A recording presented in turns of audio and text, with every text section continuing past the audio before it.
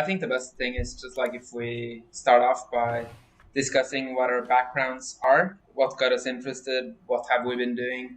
Maybe just like talk briefly about how portfolios look like and why we are looking at the sectors that we're looking at. Talk about shitcoins and I'm gonna open CoinMarketCap straight away. prepare some Yeah, shitcoins for just so I discussion. don't forget an obvious one. Me going through my Blockfolio to track my positions is a nightmare. It's like half an hour every day just to see what has actually gone up and down.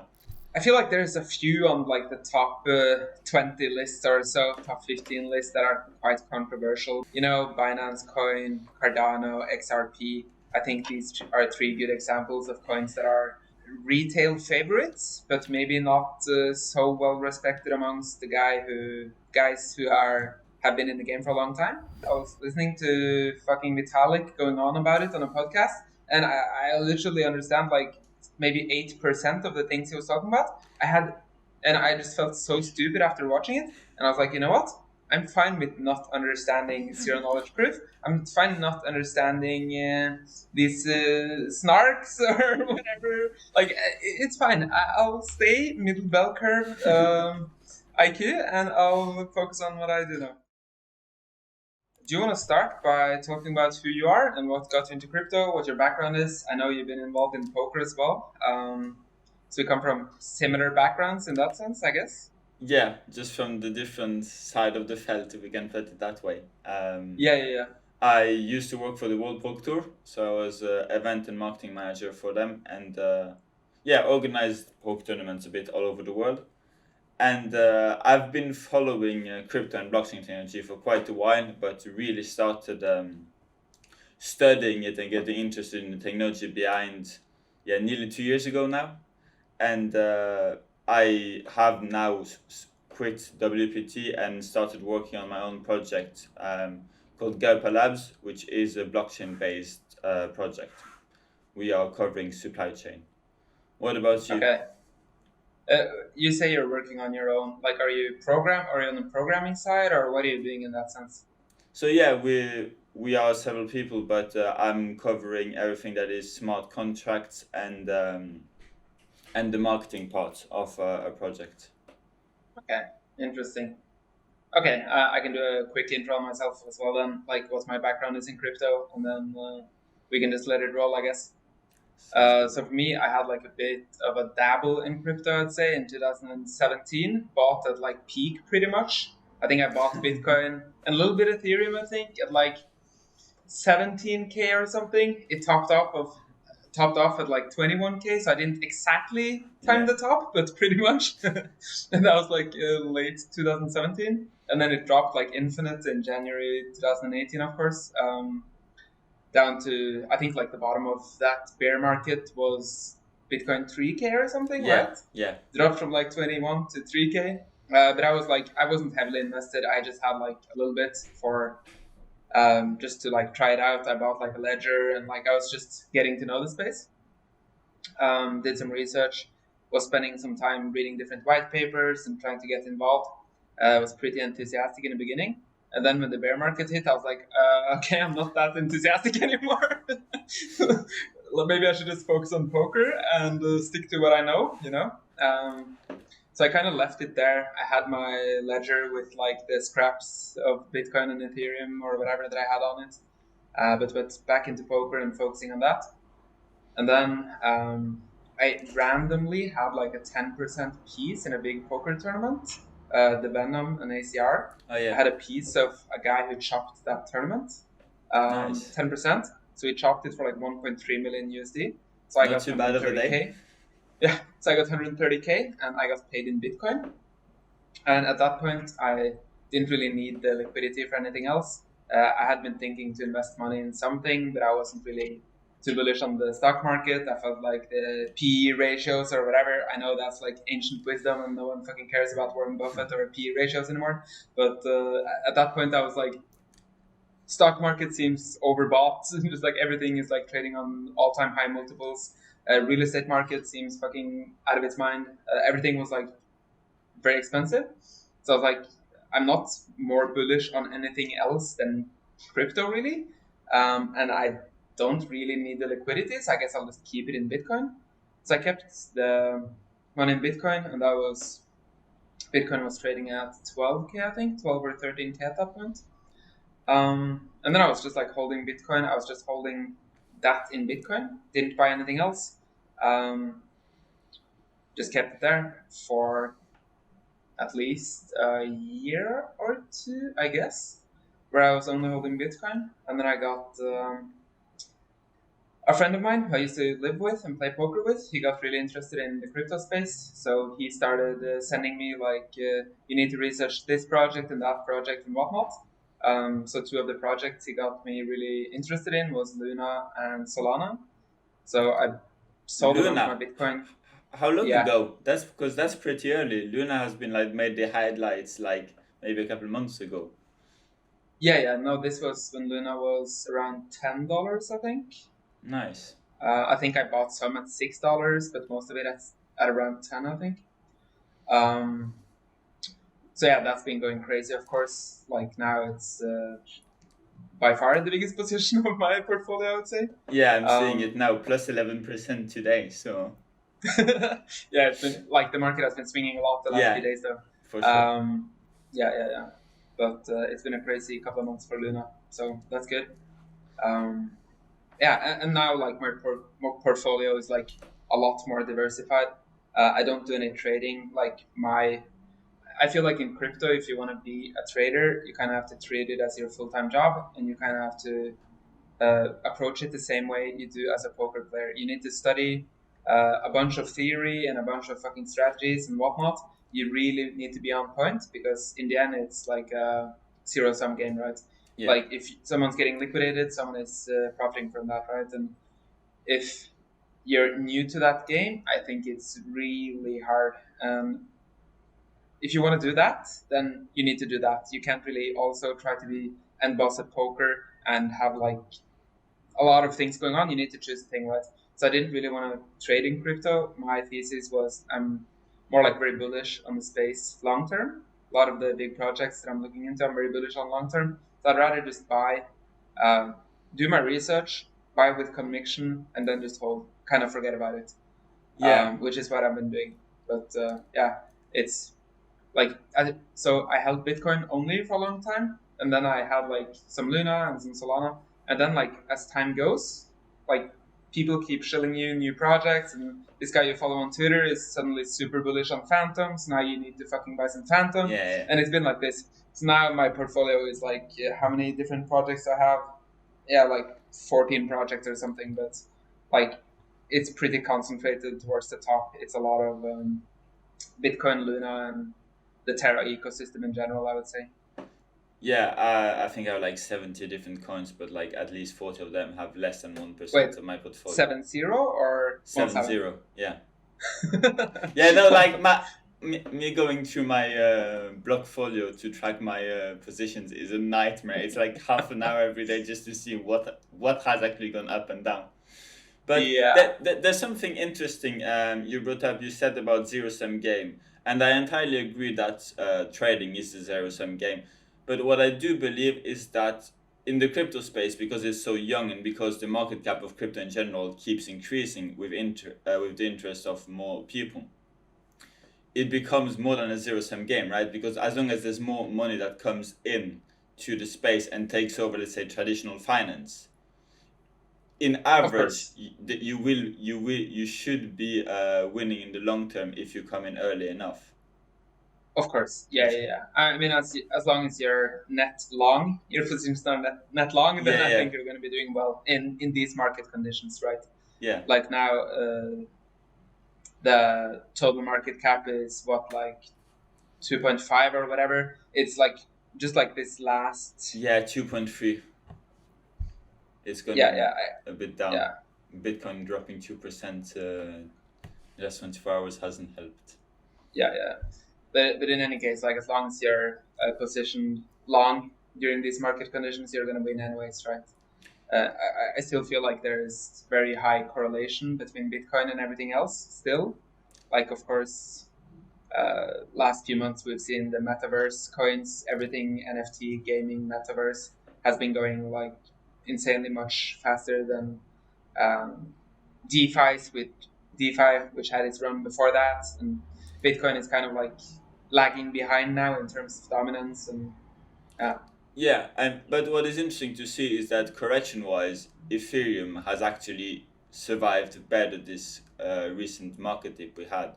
We've had Bitcoin that dropped like close to 20% in the day, while Ethereum was actually closer to 10%, and has been staying well above $4,000 in the last days. So while Bitcoin is kind of an asset when a lot of institutions put leverage on to get positions, Ethereum, I feel, because of its utility through, as you say, DeFi, Metaverse, etc., kind of stays a bit more stable now than it used to be. yeah, yeah, I'm curious to get your take on that. I'm gonna use this opportunity to drill your brain on some of these concepts because I do research. I do spend quite a bit of time on listening to crypto podcasts, reading like the news sites and follow some Telegram groups and whatever. But I'm not like super all in on the space, you know. Still, poker is my main thing, and I'm mostly just studying poker and doing that. Crypto is, yeah. So I'm curious to get your take on some of these things that I have been speculating on. For example, like let's start by that. Ethereum has not dropped as much as some of the other stuff, especially Bitcoin. Like Bitcoin is under 50K now, Yeah, which I mean Bitcoin topped up off at what 68K or something at peak. yeah, and then quite a massive correction slightly after. While Yeah. Ethereum peak is it? It's close to 5,000, but did it ever reach 5,000? I'm not even sure anymore. Let me. Um, Look at the chart here. Looks like it was like 4,000. 4.8K Yeah, or 4.9 at was peak. the highest this year. So yeah, I Yeah, mean a drop in $500 is honestly very that's not low much. compared to what Bitcoin did. Yeah, it's like a 10% drop, which Yeah, is and which not. I mean it sounds like a lot, but in this space it's an everyday Yeah, thing. I love those memes. You know those memes like comparing Wall Street to Yeah, crypto. Wall Street like Black Friday. They on Wall Street they call it Black Friday. In the crypto world we call it Friday. You know, yeah. we have these 20% drops in a day, and it's like Asian market people opens. just Oh, we knew it will happen. people just shrug it off. Yeah. The first times are a bit scary, but then you get used to it. Yeah, yeah. Honestly, I think I'm a bit of a. I think something's wrong with me. Maybe poker has conditioned me pretty well for this, because I have no emotional. It has no emotional impact on me. My net worth swings like I'm pretty heavy in crypto. Like a lot of my net worth is in crypto. My net worth swings by 15-20% in a day or whatever, and yeah, it's Yeah, fine. and I am the same. Like most of my net worth is in crypto. Not Yeah, financial advice, guys. Not financial advice. But and yeah, as you say, I think the same because I did play poker. I never went professional, but I played poker a lot. And you do get that relationship with money as a tool and as a number on a screen that allows you to build more wealth. yeah, So you know that you're gonna have like as a poker player, you know, like if you put a big Sunday session and it's a disaster, your bankroll takes a hit, but it's part of the game. yeah, I feel it's a bit the same here. yeah. I think so. Um, And yeah. so let's talk about Terra and the whole Luna ecosystem because that's an interesting one. It's not the one I'm the most familiar with, and it's Hmm. quite recent, but it has performed incredibly well. And I think most of the part of it, if I'm not wrong, is due to that they have an algorithmic stablecoin, UST, that Yeah. drives a lot of attraction. Especially now that the institutional stablecoins like USDT and USDC are kind of seen with a doubtful eye. Yeah, there's a lot of speculation, especially when it comes to USDT. I guess what's going to happen there. The regulators have been looking at it with their monocles, and I'm not sure how that's going to play out. They have also been looking at algorithmic stablecoins. I'm not saying that's not the case, but with USDT especially, I think there's been a lot of, I don't know if it's just FUD or if it's actually um, Hindenburg Research. They're like a traditional finance short firm, basically. They do a Yeah. lot of research to short, uh, mostly shorting stuff. I know they have been posting like bounties for people to come out with info on Tether's holdings and stuff. Um, because I remember when this China Evergrande thing hit, the news that China's real estate market was going to go to the dumpster, basically. There was a lot of people speculating that Tether actually had a lot of commercial paper in China Evergrande, and a lot of these other real estate companies. So people were like super scared that Tether was going to collapse and it was going to bring down the whole fucking crypto market because it's a very big deal in crypto. Tether, a lot of trading goes through USDT. Yeah, and Um, even some could discuss that the prices we're seeing on the crypto market are also based on USDT being worth what it's worth. If USDT, let's say, were to unpeg from the dollar and drop by half the value, it would be a yeah, really bloody day on the market. yeah. And I guess this is like the main concern people have about Terra or the UST stablecoin as well. Since it is an algorithmic stablecoin, it's pegged to not pegged to, but it's like you burn $1 worth of Luna to mint one UST, right, and vice Yeah. versa. So the price of Luna will go up or down based on influx of how many people use UST, basically. Yeah, Um, and we've seen projects using same algorithmic strategy, probably with different codes, that during a that's market how, crash, it unpegged and just became worse and worse, and basically became worthless because everything would go from one coin to the other, and then no one would yeah. buy it back. So, but Terra Luna survived -20% on Bitcoin, so that's already a good start. Yeah, like the last couple of big crashes, they've done really well holding the peg. I remember back in May, I think they had a bit of a dip down to, I think, 0.94 or whatever. It Yeah. went like quite a bit below. Um, but yeah, I have seen on Twitter that a lot of people are bullish now because it has really held its peg during the last few corrections. But that's the main concern, right? That it's going to not be able to hold its peg, and that's going to be super bearish for the Yeah, whole ecosystem. yeah. I mean, if it doesn't, I think, yeah, the coin would see a historic correction. But Yeah, to yeah, yeah. talk about the bright side, one of the exciting parts of this ecosystem has to be earning and lending on Anchor, right? Yeah, So yeah. I guess you have some of the UST there. Right now I don't, but I had a lot of UST in Anchor. Like that's their main product, I would say. Like their main two Yeah, products, I guess, is Anchor and Mirror, which is Anchor is like a 20% stable yeah. coin yield aggregator, basically, or like yeah, lending platform essentially, um, where they say you get roughly 20%. Now it's 19 and a half, but it's going to be around there. The other product, Mirror, is like a synthetics stock platform, um, Yeah, and which they have also another, I can't remember the name. They have another thing that allows you to put UST in different pools for projects that allow you to. Pylon Yes. Pylon protocol. Yeah, Yeah. Uh, yeah, I have some of that as well.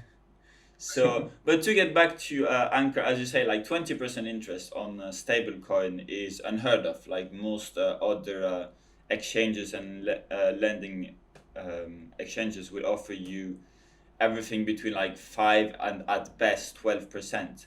So Yeah. that there are, and I also think that's why the reason why the token is going so high is because 20% is very hard to get. And the other Mm. benefit is, and that's what I did, but no financial advice again. You have 20% interest on your UST, and you can actually buy an insurance for that UST stays pegged to dollar. That costs you, I think, 3% yearly.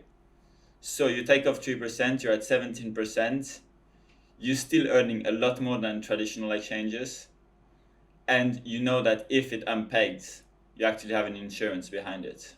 decentralized I insurance, but it's backed by ETH, so I feel quite comfortable on it. yeah, I think you can buy insurance for different things because one of like you have the DPEG risk, that's one thing. Then you have the smart contract risk, which is another concept. So you can buy Yeah. insurance for these different things, I think. But yeah, that it doesn't cost much. It's like as you said, like three something percent. Uh, did you do this yourself? This is through Ozone, right? I think. I didn't use Ozone. I used. I'm not 100% sure what I used. But yeah, I'll double check. But Yeah. But yeah, it sounds like a Ponzi, right? Especially if you're in crypto, it might you might be like, okay, that's very high. But if you come from like TradFi and you hear 20% yield on your USD, you're gonna be, what the fuck? This is a Ponzi. I'm not falling for that because it yeah, sounds too good to be true, right?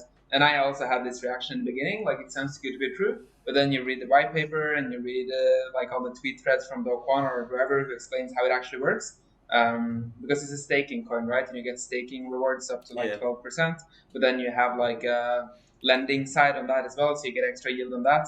So in the end, like yeah, it's earning like 24% or something in total, and then they pay like 20 of that to you, and then 4 of it goes to used to go to the community reserve or whatever it's called, like the community pool. yeah. Um, And now now I've they're burning a part now. No. they're Yeah. burning a bunch of Luna now, which is why the price has been going up a lot as well, I guess, because they're burning infinite Luna, burning a lot of the supply. So But it's funny. I'm trying to see which rank when it comes to market cap UST has, because Terra is a lot higher than UST.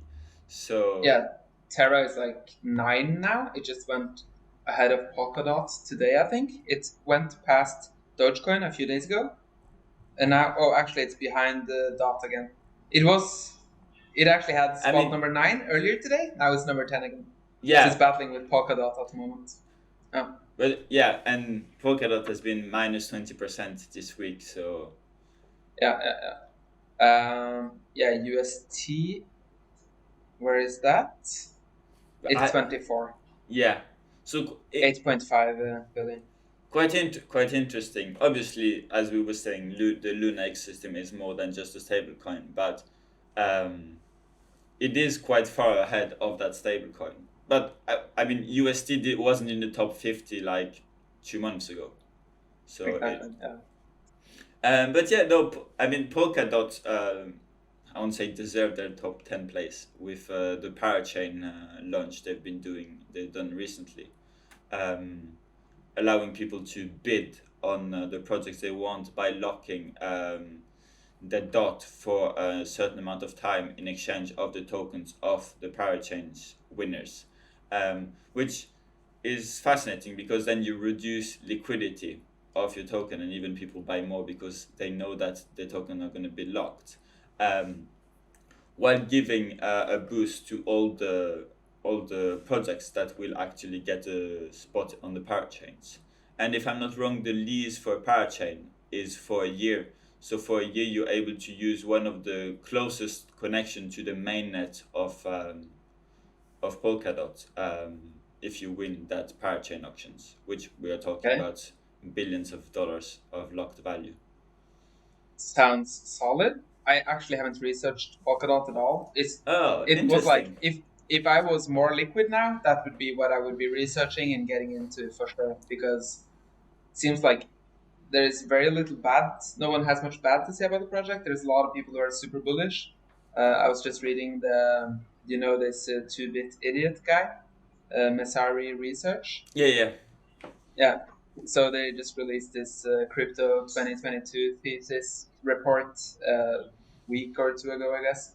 So I was reading that and I saw like the coin that was mostly held by all the big end boss firms like A16Z or Paradigm or 3 Hours Capital, whatever. The coin that was mostly held by these guys outside of Bitcoin and Ethereum was Polkadot. It seems like yeah, yeah, and which surprised me, but yeah. yeah. But I mean, when you see the one that surprises me, that made it to top 10, and that really surprised me is the Binance coin. And it's quite fun because I opened a Binance account quite a while ago. Bought some BNB to be able to use the debit card to get the three Okay. percent cash back on it, and then there was the launch of PancakeSwap. I feel like it's years ago, but it's actually not that long ago. The launch of PancakeSwap, which is basically the Uniswap of the Binance Smart Chain, and you could put your BNB and farm cake at an insane rate when cake was worth cents. And I just hold on cake after that, and then cake suddenly exploded to like $40, and I was like, well, that's a nice payday for not investing anything. And but what I find fascinating is that if we look at the top 10 projects, most are, if you take away the stable coins, most are decentralized projects, most are layer one.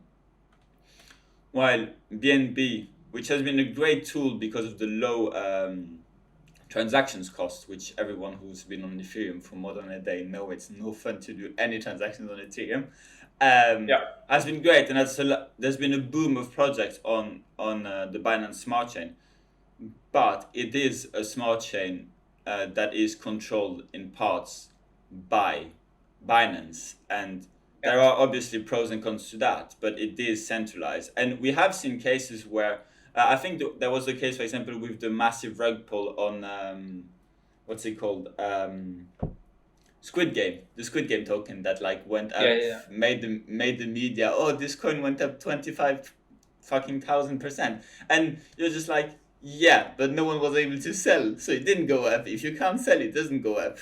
It's But so insane how the mainstream media was shilling this project. I know, It's so insane to me how they can do that.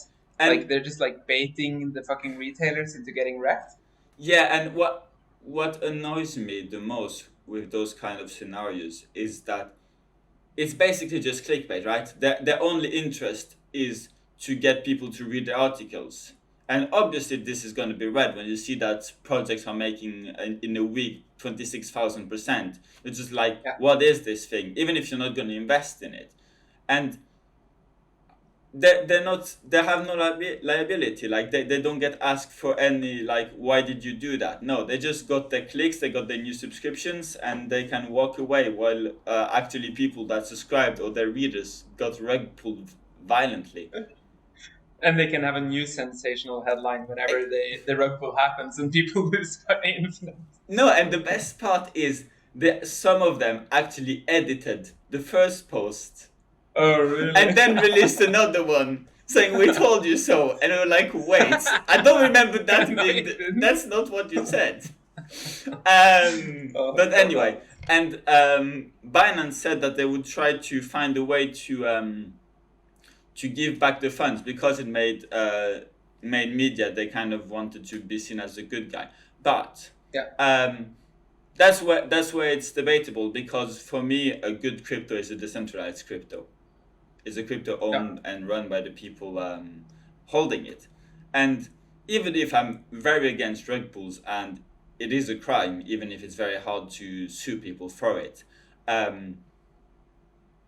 should we give an entity the power to lock funds? For me, that becomes a tricky question, because yes, they did something illegal, but it is kind of the Wild West, right? Crypto. It is, if you are, let's say, smart enough or dumb enough to put a rug pull or get rug pulled, is that part of the game? Yeah, interesting. Yeah, I mean, it is hard one to. Um, I heard a podcast earlier today, actually, with Anatoly from Solana. They were discussing what would they do if there was like a hack or whatever that lost. Would they like fork the Solana chain to like reset the to avoid the losses or whatever? And it's like pretty difficult topic, I think, because Yeah, yeah, I and don't know, and I'm not smart enough to really debate it either. Like, it's not my place to have a fucking opinion on it, even. But it is an interesting topic. because it does put Uh, an antecedent. Like, if you do yeah, fork or actually like freeze funds, yeah, um, you could do it with something more controversial. Like obviously, if there was a hack, like it would be best for everyone that it was rewind. But then that same entity could decide to do the same again, and that is the difference between Ethereum and Ethereum Classic. Ethereum had an issue. I think it was a double spending issue. Yeah, That this yeah, was what they were referencing when they asked Anatoly about this. and someone was able to basically mint hundreds of thousands, if not millions, of ETH, and changing the supply and basically becoming the richest man on the blockchain. Um, Yeah, and then it became this. Then they debated and decided to fork it, and the ones who disagreed became Ethereum Classic. That hasn't moved much, and the new one remained Ethereum. And but I think this is a different scenario, because in that case there was actually a problem with the blockchain itself, not a project on it. It was the blockchain itself that allowed someone to get more coins than was actually agreed. So as a validator, it is your duty to check that this can't be done. Well, on a project, it's just code by the end of the day. yeah, yeah, Uh, yeah. I feel so like BNB is one of those. I feel like there's a few on like the top 20 lists or so, top 15 lists that are quite controversial. By the Some of them are really like loved by the mainstream, like you're the guy on the street, and a lot of them are hated by the alleged end bosses of crypto, like Binance Coin, Cardano, XRP. I think these are three good examples of coins that are uh, retail favorites, but maybe not so well respected amongst the guys who are have been in the game for a long time. yeah, What's your take? so Do you agree or disagree on this? I'm not a big Cardano fan myself, and I'm not a big fan for some reasons that I could actually use against one of my favorite projects too. But it's been incredibly slow to develop like smart contracts. Like we got smart contracts like 2 months ago, and the first massive exchange similar to Uniswap is on beta test now on testnet. So I don't feel like, for a project that's been around for such a long time and that has a market cap of nearly 50 billion trillion, sorry, um, I don't I don't understand how it is that high. Like maybe it's gonna be a great project in the future, but as per now, I just don't understand why it is so high. And I think that both Cardano and XRP are liked by the community, because if you take away shitcoins like Dogecoin and Shiba, um, it's one of the few tokens that are at a low price. Like even if the market cap is really high, retail investors have a tendency to see like look at projects under $1, like penny stocks, but it's not how it works. There aren't penny stocks; they're massive, and they're just Yeah, like, if XRP were to hit $20, but just like, no, if it hits $20, like it crushes Ethereum, and it's not gonna happen. yeah, So I feel that's a bit of the issue. People just see a number and not don't take into account the market cap and just think, oh, if it 10x and just becomes just $10. And it was the same with Shiba Inu and even Dogecoin. Even if I must admit I was quite surprised Dogecoin got really close to $1. I mean, Um, Doge was, yeah. I mean, it's down a lot now, but yeah, yeah, 1 year high, yeah, 73 cents. that is crazy. Yeah. And the worst part is I was just like, no, it's just a fast, it would go over. And like the fake just didn't want to give up. Um and I don't know if you've seen, have you heard of Dogecoin Millionaire? No, Okay, that's that guy. He bought, basically, I think he bought for like over 100,000 worth. He's basically his net worth um, in Dogecoin, and the token exploded, and he was worth over 3 million.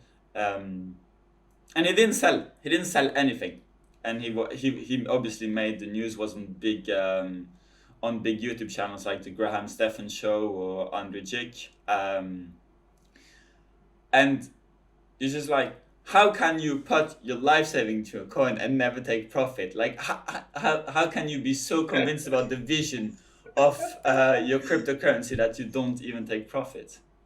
Yeah.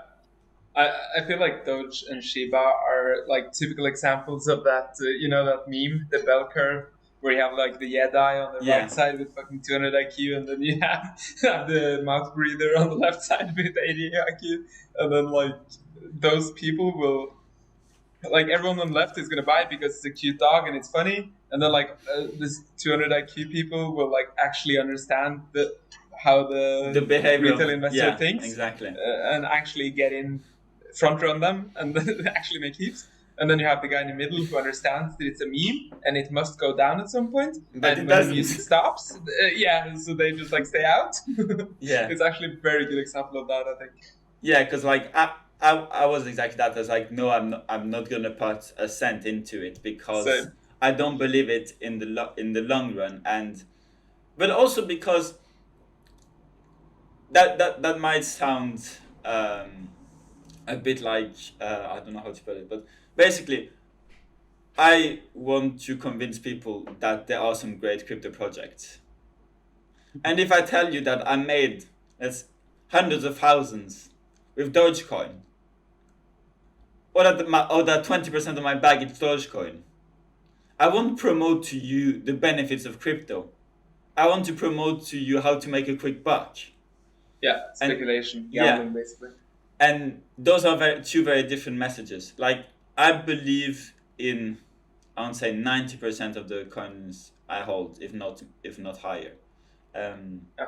And most of them long term. I do have like short term speculations. Like, you probably heard of the supposedly big AAA game that is supposed to come on the blockchain called Illuvium.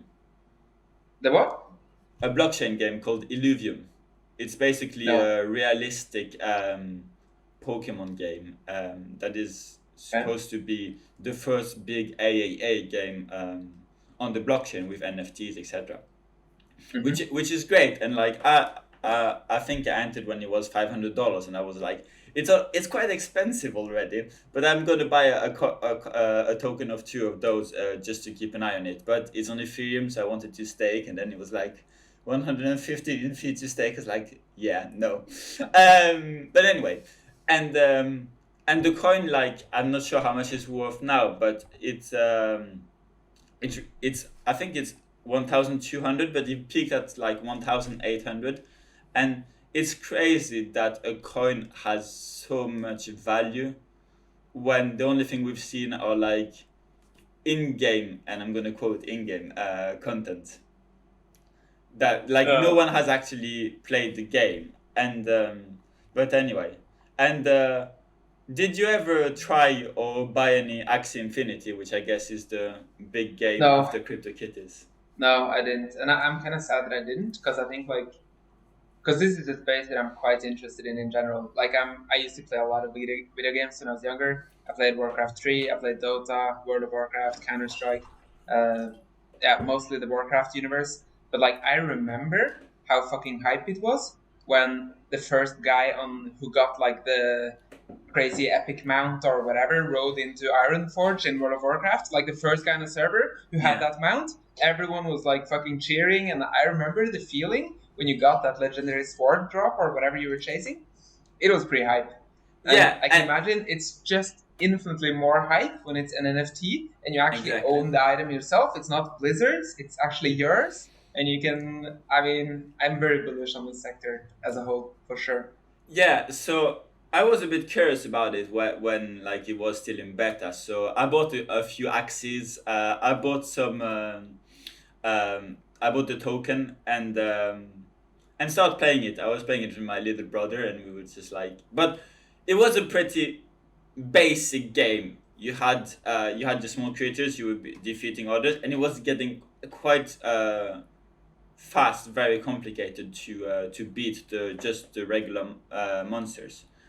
And I was like, there is potential, but it's not that crazy. So I kept the axes. I sold my Axie token. Like I bought them at $1. I sold them at like 250. Shall we tell the price now? It went all the way up to 150. So I'm quite bitter about that one. But anyway, that's life. It happens. I thought you meant 250. No, 150. So yeah, I think biggest market cap when it comes to a game, and the interesting part is that it's even ahead of Decentraland. So it became a mastodon, and the even funnier part is they did an airdrop of even more Axie Infinity token, and I was convinced. I started playing before that date, so I was like, "Yay! 5,000 worth of Axie token coming into my wallet." And I checked, and I literally started playing like 1 week after the snapshot. I was like, "Fuck." Feels bad, man. Yeah. Yeah, but I mean, in terms of competing with Decentraland, like in terms of numbers, it's numbers of players. It's not close, right? Axie Infinity has like what, millions of Yeah. users now, monthly users, and Decentraland has what, like 2K or something. A bit more. Don't they have like around 10K a week or something like that? Like Okay, okay. it is not a lot, and I think that the price of Decentraland, well, now it's gone down quite a bit, but represented the hopes of what it could become more than what it is today. But Yeah. and that's why, like, sometimes a token has its future price already baked in. Like if, for example, with that whole metaverse hype after Facebook changed to Meta, everyone went to every metaverse token they could find. So the price of hyped potential was already there. Unless you knew something was coming from a project, there wasn't much more value than what the price was already showing. And we're seeing it now, like the projects have gone up and then now are slowly starting to go down, because obviously it's not because a project suddenly has billions more of worth that it can have a lot more development in a short time period.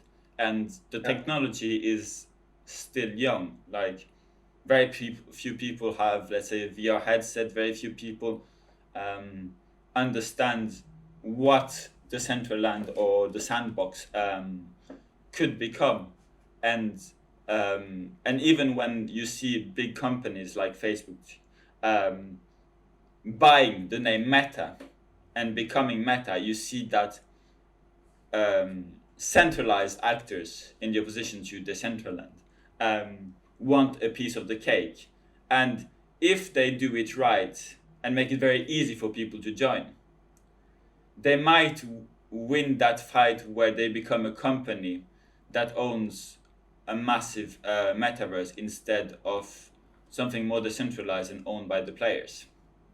Which would be a shame, in my opinion, but it has its pros and cons, right? Like ease of use and accessibility compared to having to invest to be able to enjoy anything in a decentralized world. Yeah, that makes sense. I feel like for me it's been hard to invest in this space because I feel like you would have to put a lot of research into it, and it's very hard to say who's going to come out a winner. I feel like Axie now has like their leaps and bounds ahead of their competitors, kind of, but it's very hard for me to know if a better game comes out that's like 10x better. It's kind of like X Infinity, same genre or whatever. It's just much more better graphics or better technical gameplay or whatever it is, and it blows up. Then Axie token and those Axies are going to drop infinite in value, right? Yeah, and I mean, I'm going to give full credibility for Axie Infinity for what they did. Like their success is worth the effort they've put behind. They've had massive support. I think Samsung has helped them. I think Ubisoft was part of it. So like they've really done a good job in democratizing like play to earn and all this concept. Which play to earn is also something that is worth debating, because as you were saying earlier, it's a zero-sum game. So your play to earn means that it becomes a bit like poker, right? Like, yes, it is play to earn. If you're better than your opponent, you can make money, but it's not magically printed money. You're actually still taking it from somewhere. And should that be available, let's say, to kids? Should kids be able to compete against adults in games that cost money? Like they can play Fortnite and they can buy V-Bucks and buy skins, but they don't they give it directly to I forgot the Epic Games. Is it Epic Games who owns? I think so. But anyway, they give the money directly to the company, and that's basically it.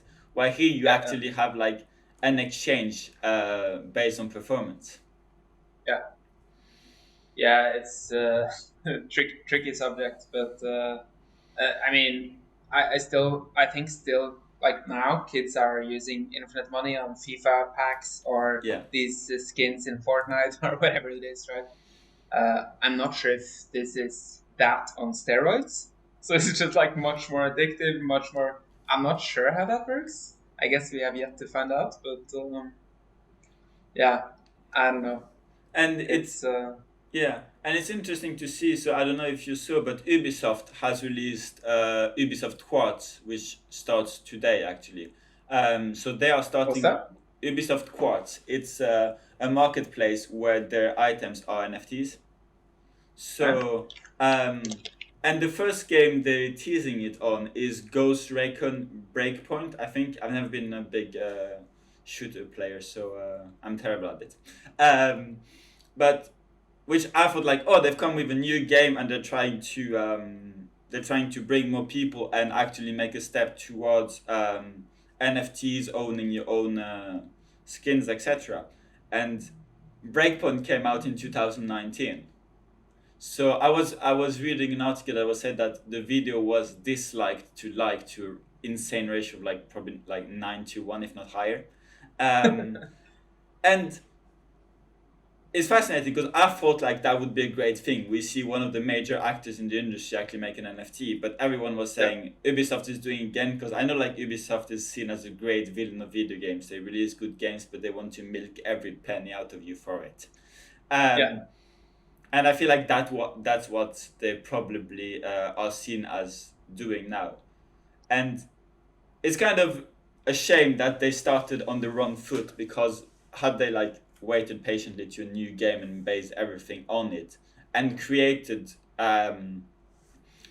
maybe there will be a connection that you will be able to use your skin on a future game like a future Ghost Recon game, Yeah, and that would be great because that's also what has been lost. Like each time you bought a game and brought it to the next and bought the next one, you lost your skins, you lost most of the value you had brought, and you weren't able to sell it, you weren't able to do anything. And um, I think a lot of the reasons why it has taken so long for big game companies is because they understand that that would be a loss of revenue because you're not able to sell new shit each time. Um, but at the same time, we've seen that the benefits of NFTs and marketplaces like OpenSea is that the creator can take a percentage of second market sales, yeah, which honestly is fascinating when you think about like traditional markets. Like you buy a piece of art from an artist, it yeah, can go up hundreds times in price. The artist won't get a penny more, yeah. which is quite unfair because it's their art that is worth that much. Like yes, you made the right decision, but I still feel like the artist should get a cut from him actually doing something valuable. Yeah. Um, I like this concept as well. yeah, and so I think that's where regular big companies can still make big revenues because they could take let's say 2 to 5% cut on second market sales that would bring them in revenue while giving full freedom to their users. I feel like this is a weird one because I feel the crypto market, everyone who's in crypto, is super bullish on metaverse, gaming, NFTs, whatever. They think this has to be the future, like democratizing and like transferring items to the next game or to a different game in the same metaverse or whatever. Like all of this, crypto people are super bullish. But I see some I follow some gaming people on Twitter as well, and they seem fucking bearish as hell on this stuff. They seem super bearish, and they're like, "Oh, it's all about they want to monetize it," and like they're just going on this hype with crypto, which is of course, crypto is just like a big Ponzi scam, and it's that's how gaming people think. I feel like And they're not yeah, as bullish as the crypto people. and I think that's why things are taking so much time. And maybe they're Hmm. right. Like I think it's gonna depend on the decisions that are made. And if big companies take the wrong decisions, we're always gonna get this gap that like AAA games are gonna remain what they always have been, while more independent games and projects on the blockchain are gonna be something else. Like I said, Axie Infinity is great, but I find it rather boring. Like there's plenty of other video games I would rather play than playing Axie Infinity. Yeah, and in the end, these games, like play to earn games or whatever, they are gonna have to be fun as well. I Yeah, don't think the market is gonna survive if the games are super boring and it's just like people from Philippines farming it for a living. That's not a sustainable model, right? no, It needs to be actually a fun game to play as well if it's gonna thrive long you term. I think. you need people to come in. If there's no Yeah, people coming in, there's no people earning rewards on that. yeah, So yeah, so if it's a, I mean, again, same as poker. If poker wasn't fun and no one came to play it anymore, you yeah, would always be playing against the same persons. yeah, Um, sure.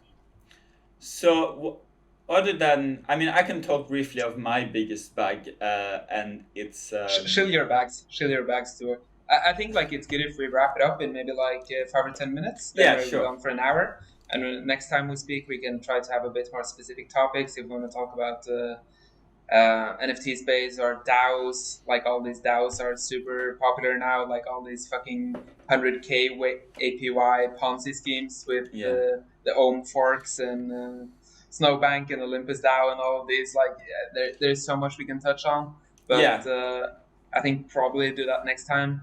absolutely. And I think, but DAO is a very interesting concept. Like it's overhyped right now, but the concept behind it is quite interesting. But yeah, Yeah, I can discuss quickly about my bags. My biggest bag is, and I think you know that, Elrond, which is a project that I've been following for like, yeah, well over a year. I bought it when it was at like $6 a piece. It spiked at 550 or 540 when they launched their decentralized exchange, and I forgot to take profits.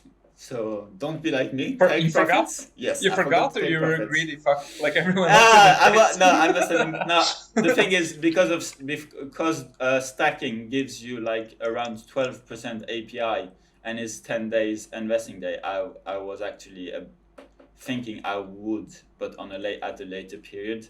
Uh, but then the exchange went on maintenance. The price tumbled down with the market crash, and I'm now looking at a price of $292, which Yeah, I mean that's still a 50x of your yeah, investment. yeah, Like no, it's I can absolutely not complain. Um, and the interesting concept between Elrond that I quite like is they have a maximum supply, quite similar to Bitcoin, just slightly higher. I think the maximum supply that they can have is 32 million.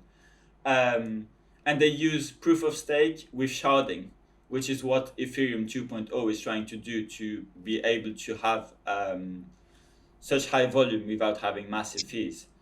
I was trying to understand zero knowledge proofs and Yeah. sharding and all of these new concepts, or they're not new concepts, but for me they were new concepts.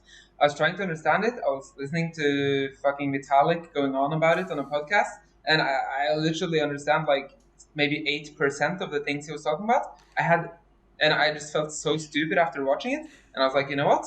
I'm fine with not understanding zero knowledge proof. I'm fine not understanding these snarks or whatever. Like it's fine. I'll stay middle bell curve IQ, and I'll focus on what I do know. But yeah, keep going. Yeah, no, but the zero knowledge proof, or even Solana, who has like proof of history, like those become very hard to understand concepts. Like you have proof of work, you have a computer overworking and using way too much electricity to protect the network. And then you have proof of stake, you actually put at risk your tokens. And if you do things right, you get rewarded. If you do things wrong, those tokens are taken. Like, that makes sense. But then when you start, going deeper in like ZK rollups and plasma layers and things like that, things become a lot more complicated. Chia has their own thing, space and time. Yeah. I don't know if you looked into this, like the plotting of hard drive space and whatnot. There's so many different models now and different technologies. I mean, yeah. And that's the great part, because I mean, Bitcoin had a lot of backlash because it's proof of work, and like everyone knew it, but then suddenly Elon Musk decided to say something about it, and suddenly it was a big no. And it is interesting. It was a discussion I had with some friends, because yes, it's not great. It would be a lot better if Bitcoin was, let's say, proof of stake. But why Bitcoin is the mother of all cryptos is because it is so secure, and because it is the first. And we know proof of work works. We believe, and we've seen quite some proof that proof of stake does work too, but like proof of work has been the most secure way to hold the blockchain going. And if you remove that, you remove a pillar of what Bitcoin is. And yes, it takes a toll on the environment. It's not great. But there's been some interesting articles saying that it actually incentivizes green energy. Because let's say you're a small remote town in the middle of nowhere, but you have a massive river that could produce enough power for that village. But it would produce too much power, so it would cost too much, and you would get a lot of power that would get lost because it would produce more than the town actually needs. You could then just put mining rigs there that would use the surplus of energy, and then through the rewards cover the cost of the infrastructure, and give electricity to that town, green electricity. So there is pros and cons, but by the end of the day, yes, it does pollute quite a lot, but if Bitcoin becomes the new gold, the safest value you can get in a modern society, is it worth it? Here comes a trick question. Trick question, right? Yeah. It's yes. I mean, it depends what you prioritize, I guess. yeah.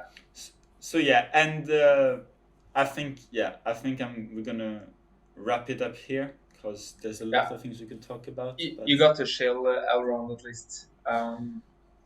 Yeah. I mean, we can have like, okay. So before we wrap it up here, what are like the sectors of crypto that interest you most? What are you most bullish on for the next year? What do you think is gonna get? Like, where are you most of your research hours going into? What areas? Is it DeFi? Is it NFTs? Is it what space? So I do believe in NFTs, not as we know them right now. Like I have profile pictures NFTs in my wallet. Some of them have been doing great. Some others have been a joke, but I do have some, because the concept is fun. It's entertaining, but I do believe it's a hype. Like in 5 years' times, we're gonna have CryptoPunks and Bored Ape Yacht Club and maybe a few others, but 99% of them will be forgotten and valueless. Yeah. But the technology behind NFTs, that can be used for a lot of different things, more than just art. It's insane. Yeah. And once people will start to understand that, and I think that's what PFP allows us to do. It allows people to understand how NFT works, and like the regular Joe can get, oh, it's a picture, and yes, you can control C, Control V, and you have it too. But I have the signature proof of ownership of it, and it allows a lot of things. There's a French project called Ternoa that has something called capsules, which basically are NFTs that can only be decrypted by the receiver, and they can even be time triggered. So you could say, let's say I want to give you 3 Elrond tokens, 3 eagles in 2 years' time. I can put a contract that gives you the private key of Elrond wallet, and it will only be available for you to open in 3 years' time. And you can even do the same. They're planning to do the same with using APIs from towns to when someone dies, they can actually send through a testament or other things of value through the blockchain. There's no middleman. Rip the lawyers and all the middlemen. Well, the thing is, I don't think those positions are gonna die out. I just think that there's been certain professions and certain positions that have been very greedy because there was no other options. Like banks, like regular banks. Like, why do we get 0.01% interest on our accounts, right? Please tell me. You're renting it at 18% API and I'm not getting anything on it. But anyway. But people will have to adapt. And I think, and if it works out, if that scenario works out, I do believe we can get a more fair world where people have, through different utility and through democracy brought to a new level thanks to NFTs and blockchain, have a lot more rights. And also the project I'm working on is based on supply chain. So to make supply chain more transparent and highlight companies that are actually putting in effort in transparency, quality, sustainability.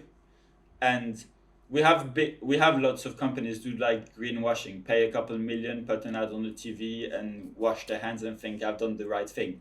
Our focus is more smaller to medium companies who are trying to make efforts, that actually want to make a change, that actually want to bring back that you can buy a product that comes from less than 1,000 kilometers away. And I've talked to a lot of people who work in those kind of companies, and they believe there is a need for it because, as I was saying earlier, they kind of get screwed over by the big guys because they have the power to use money to do greenwashing marketing. So I have believed in supply chain, and you could say, do I own any vet? Yes, but not that much. But I don't believe this is what's going to give the biggest return to people because it's kind of niche. But it's going to, again, give value through the fact that we know what we are consuming and how we are consuming in the future, which last I checked is quite important with the whole it's not climate change. In the end, it's not only about dollar amounts either. Exactly. Maybe if you make a change and you do something actual positive for the world, maybe that's okay as well. Exactly. And who thought? I mean, dollar value. Who cares? It's all Bitcoin, isn't it? True. Fucking dollar shitcoin. Yeah. Like 5% inflation. Joke. Yeah. Anyways, okay, let's wrap it up there then. And next time maybe we can. Today was more of like introduction, just like memeing around and talking about random things. Maybe next time we try to figure out like an agenda, something specific we want to touch upon. Maybe if the viewers can comment below if they have specific things they want us to touch on, that'd be great. Yeah. Everyone is gonna say Dogecoin and NFTs, I guess, but let's see. We just so you know, we might not pick the majority. We might pick the interesting picks. So be smart. And and lastly, I believe there's going to be some referral links to exchanges and other ways to earn passive income in the description. So feel free to use them. Some are win-win. Some are only win on your side. Some are only win on our side. But they all have benefits to it, and they help us be able to do this show. So thank you. All right. Well, nice chatting to you. Likewise. Let's keep in touch and come up with some topics for the next episode. Yeah. Have a great one. All right. See you. Bye. Peace.